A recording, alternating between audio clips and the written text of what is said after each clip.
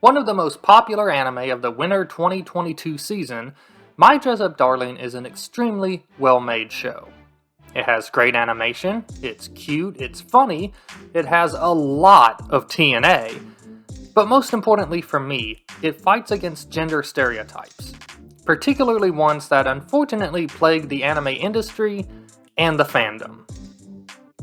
The story follows Gojo Wakana, a young man that loves Hina dolls, a traditional Japanese doll with a long history, and Kirigawa Marin, a very attractive young woman with a ton of energy and an intense love for anime and erotic visual novels, as they befriend each other over cosplay. Gojo, who has been learning how to make Hina dolls since a young age, knows how to sew, and when Kirigawa learns this, she begs him to help make a cosplay outfit for her. Being a lonely person, withdrawn and unsure how to interact with others, Gojo agrees. Being friends comes easily for Kirigawa, an outgoing person filled with confidence, and she inspires Gojo to open up. As they work together to create an outfit, they each see how serious the other person is, leading Kirigawa and Gojo to admire one another and, slowly but surely, develop feelings for each other. Some rom-com hijinks occur, of course, but My Dress-Up Darling is far more down-to-earth than many other romantic comedies, at least within the first few episodes. The anime is still airing as of this video, so I'm unsure what direction things will go in. This premise that brings the two characters together already has something uncommon within anime. Gojo is a guy that loves something seen as girly.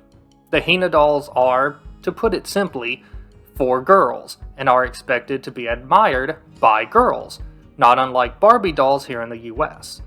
And Gojo had a negative experience early in life where a female friend of his said that he was creepy for liking the dolls as a boy. This left an indelible mark on him, making him think that he wasn't like other people. And as time wore on, he found reasons to not bother trying to make friends. As a lover of Hina dolls and a person working hard towards becoming a maker of them, Gojo's life revolved around Hina dolls. While other people his age could talk about their hobbies and interests and find like-minded people, Gojo was alone. Hina dolls took up the majority of his time, and so there was nothing for him to talk about with other people. And that's kind of true. Gojo had been living in a world separate from his classmates. Kirigawa, however, was in a somewhat similar boat, but had a completely different outlook. Exuberant and popular, Kirigawa wore her love of anime on her sleeve, but still had friends. And even if her friends didn't share her interest, she found like-minded people online, following and looking up to well-known cosplayers. The different personalities no doubt had a lot to do with their different experiences. But that's not what this video is about. I just explained all that to let you know more about the series in case you haven't heard about it before. What I want to talk about is how Gojo's love of Hina dolls and Kirigawa's confidence separate them from so many other anime characters. Gojo does feminine things. He likes dolls, he knows how to sew, he can cook, but his masculinity is never once called into question. That isn't the most unusual thing for anime, but this next part is, at least for a rom-com. Gojo isn't a lust-filled beast. Just the opposite, he is restrained and even shies away from potentially erotic situations. He cares about Kirigawa as a person and doesn't want to do anything to insult her, even if she wouldn't know what he's doing. So he abstains from leering at her body while measuring her. In short, he treats her with complete respect. And I hate to say it, but anime doesn't do that often. Gojo is a male lead that can be envied, but is also an example of a good person. He doesn't take advantage, he focuses on the task at hand without assuming that Kirigawa is leading him on. Gojo is the anti-incel, a person who legitimately treats other people the way he and everyone else should. Kirigawa, as well, is an excellent role model for young women. Often in rom-com anime, the female characters feel as if they exist solely to be potential mates for the main characters. But Kirigawa is very fleshed out, a person with her own desires and perspective, and perhaps best of all, she doesn't just like Gojo because she's supposed to.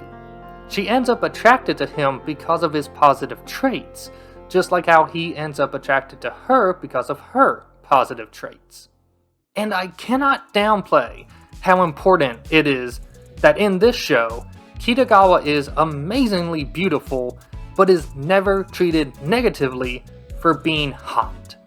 My dress-up darling does sometimes use angles that make no sense, just to show off skin. But for the most part, Kirigawa's body is shown to communicate with the viewer who she is. A young woman that is comfortable with her body and is unashamed. She never flashes Gojo to turn him on or tease him, something another series might do to imply that with her beauty also comes sexuality. Kirigawa also never feels the need to cover up for the sake of decency, but she still does desire privacy. She doesn't want Gojo to see her in her underwear, because that's private. But she doesn't hesitate to wear a swimsuit in front of him, because at the beach or pool, that's what everyone would see. The crux of Kirigawa's character is the statement, "I like my body, and I get to decide how it is viewed." She doesn't ooze sexuality because she chooses not to. Having sex does not seem to be an incredibly important thing to her. At least it's not something she's hunting down.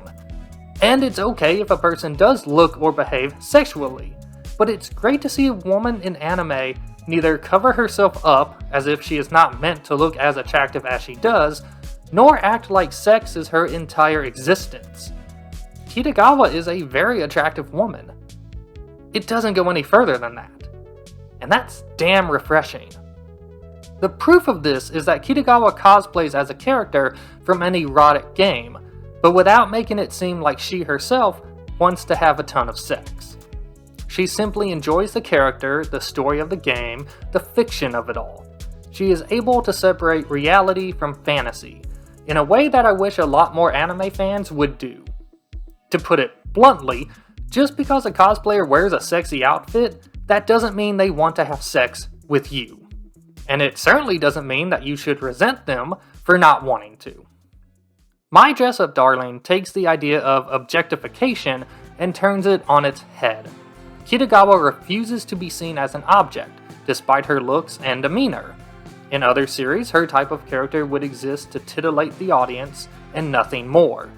But here, she inspires. We want her to get what she wants, what she is trying so hard to accomplish. And we want to meet people like her. Kind-hearted friends that will accept us and not look down at the ways we enjoy ourselves.